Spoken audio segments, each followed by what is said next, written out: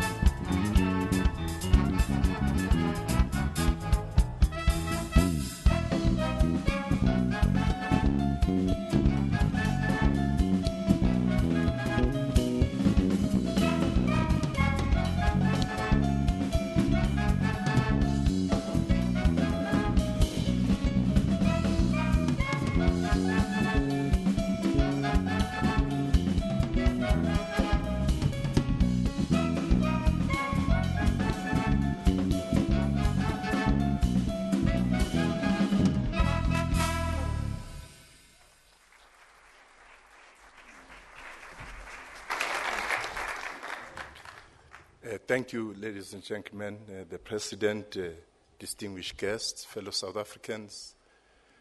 We are now going to bestow the Order of the Companions of O.R. Tambo. Thank you.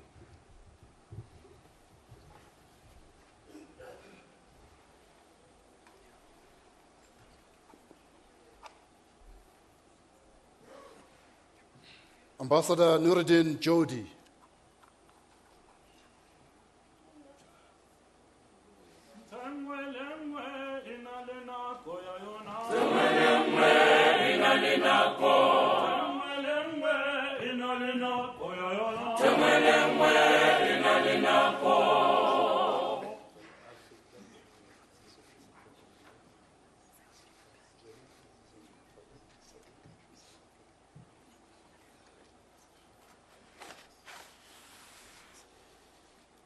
The Order of the Companions of O.R. Tambo in silver is awarded to Ambassador Nuruddin Jodi of Algeria for his steadfast support of the South African liberation movement during the hard times of oppression. He stood in firm solidarity with the stalwarts of the liberation struggle and sacrificed much to support the realization of democracy in South Africa.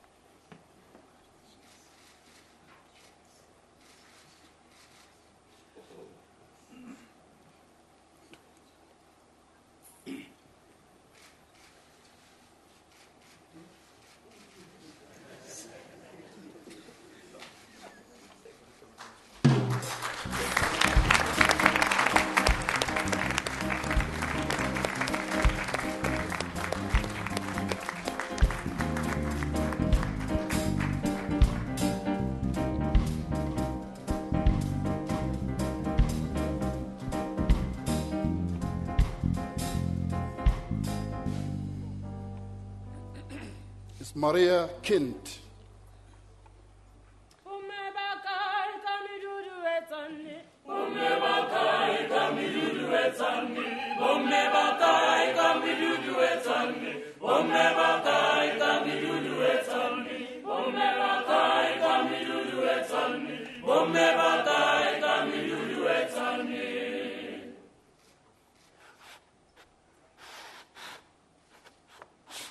The Order of the Companions of O.R. Tambo in silver is awarded to Ms. Maria Petronella Adriana Kint of the Netherlands for her excellent contribution to the liberation movement and her courage to challenge policies that violated human rights. Her tireless commitment to the liberation struggle contributed to the democracy we enjoy today.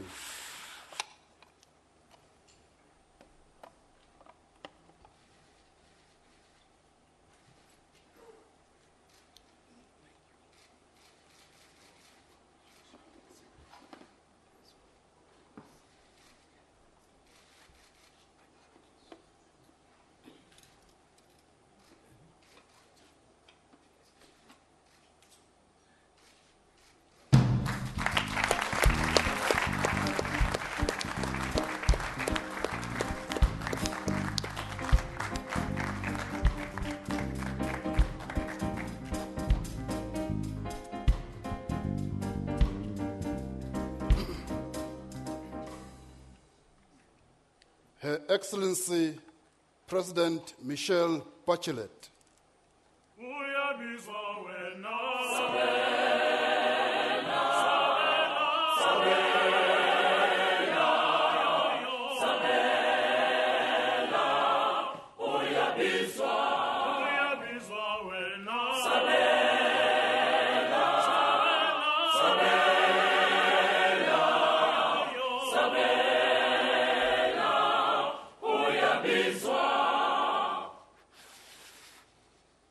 The Order of the Companions of O.R. Tambo in gold is awarded to Her Excellency President Michelle Bachelet Gerria of Chile for exceptional contribution to the fight for democracy at the global stage. She is a friend of South Africa who has strengthened the fraternal bond between South Africa and Chile. A pioneering first woman to be president of Chile, she has championed the cause of women's rights at home and the world over.